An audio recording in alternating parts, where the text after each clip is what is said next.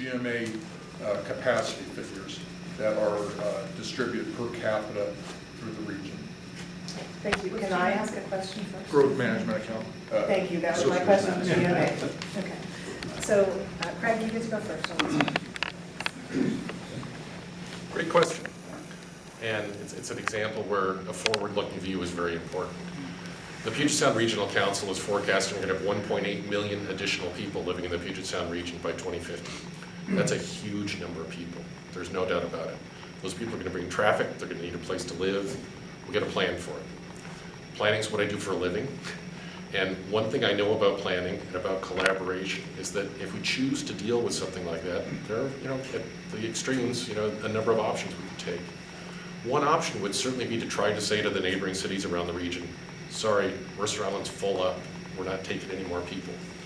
And I know some people would favor that agreement or that plan, strategy, but I won't.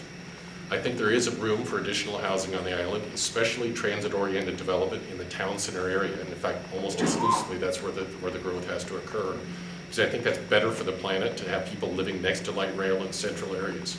The alternative of having no growth on Mercer Island, even if we could pull it off, would be having those people live off in North Bend or Snoqualmie or somewhere farther away, which I don't think serves anyone's interest very well. So I do want to see a little bit further growth.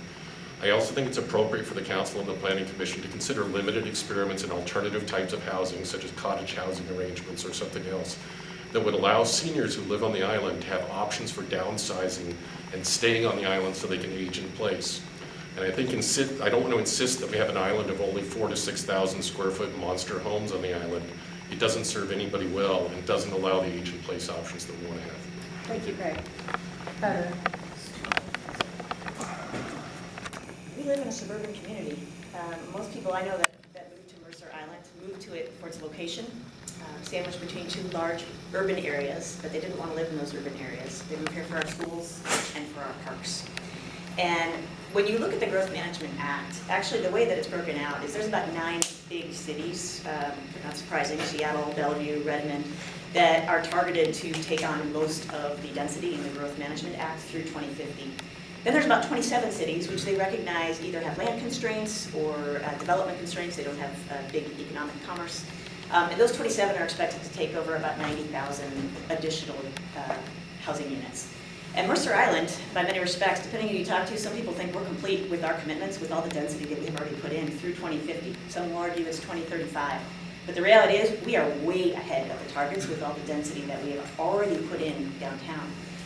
And a lot of the feedback that I get when I'm talking to residents, because I've talked to over 1,000 people just in the course of this campaign, is that we're having trouble dealing with the density we already have. We didn't proactively collect impact fees for our schools. We didn't proactively think about traffic. Our city streets are actually designed for the amount of traffic we have right now, not for more density coming in. We would have to literally restructure our city streets, our stoplights. We've got to manage what we've already put in, and we've still served the region and been part of the region by contributing to the Growth Management Act. So for me, I think some of the focus right now to replat our suburban neighborhoods to put in cottage housing is not necessary. I think we actually have to deal with what we have and make sure that we are still serving the residents on the island. Thank you, Heather. So now we're going to do closing remarks from each of our candidates. They each have 2 minutes to speak. Craig will go first. That went really fast for me. I don't know if it felt that would same way to the audience. A couple of things I've been making notes on along the way that I'd like to mention. One, I agree with Heather absolutely that the city pursuing proactive options for raising grant money is a wonderful idea. Another thing I'd like to see the city pursuing would be some more proactive efforts to establish a plan, and I've worked on this in the Planning Commission, to encourage retail and commercial growth in the town center. I think we all benefit from that dramatically if that happens. It makes the island a more interesting place to live. It makes it more convenient for shoppers. And to the point at hand, it allows us to increase our sales tax revenue and decrease our reliance on property tax. These are both examples of ways to increase the revenue to the city. It's a wonderful idea. I found it interesting, though, that when Heather was challenged to mention ways to save money, she didn't describe it.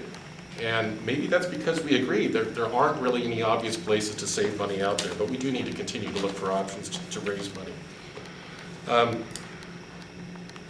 couple of other things that I'd like to mention, just points I have to respond to. One is that The city is not ahead of our targets on responding to the Growth Management Act. We have a plan to comply with the growth targets through about 2035, and we're essentially on target. We have not fulfilled the growth that we need through 2035.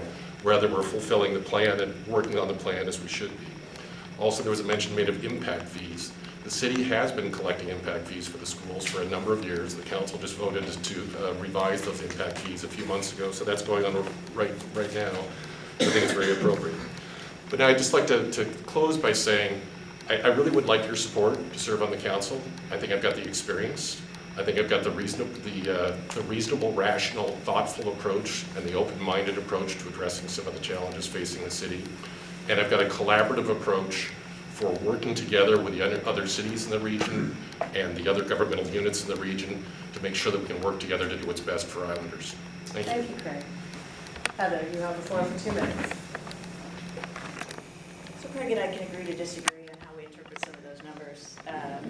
But when it really comes down to it, when you're looking at who to put into City Council position 5, it's really a matter of whether you like the track the city is going on right now. Craig has been on the planning commission, so a lot of the planning that you've seen in the city is a result of his work on the city council and the city planning committee. He's supportive of a lot of the density. He's supportive of a lot of the parks issues we've had. The bus intercept was supportive of. He's recently changed in the election since he's heard some of the citizen feedback, which is great. But really, the issue here is, do we like the track the city's going on, or are we looking for something different? Are we looking for somebody that is going to leave us a little bit more vision for Mercer Island? One of the things that inspires me is I look at the history of this island, because there's just some amazing books that are written about all the things that we have on Mercer Island and how they got there, because it is a small community. People point to things like Aubrey Davis Park. Somebody like Aubrey Davis that said, you know what, I'm not looking for something different for the island. I'm not going to let somebody come in and connect the toes from the foot of the island. We want to work with you, put the highway through, but let's build a lid so we can have something great for the island.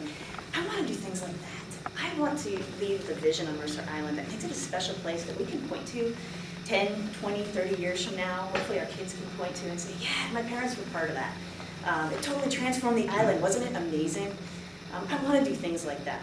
And I want to see our city council leading with that effort. I don't like the track that we're on personally. I think we have constant discussions around what we're prioritizing and whether it's matching what the citizens are asking for. I think we have constant challenges around our parks and how we're utilizing that land, whether we should use it as a free asset to develop on or we should maintain it as parks, which everybody loves. These are things I hear from citizens. These are things that I value, and these are reasons that I moved to Mercer Island. And these are things I want to help sustain and preserve and improve as we go on. I don't think it's about us or them, or do we have enough money or do not. I think it's about finding innovative solutions to really deliver a better Mercer Island. Thank you. So before we transition to our next forum, I just want to thank Craig and Heather for coming tonight, and thank you to all the citizens who asked questions. Thank you so much. We have a little basket on the back table, because unlike in years past and forums past, we have had free facilities. This facility we actually have to pay for, and it's not cheap. So I'm hoping that you can put a little bit in the basket to help defray the costs so we can continue to have forums like this. The next forum we're going to have is the school board position. So give us just a few minutes to transition, and we can use the restroom or have a drink, and we will start up in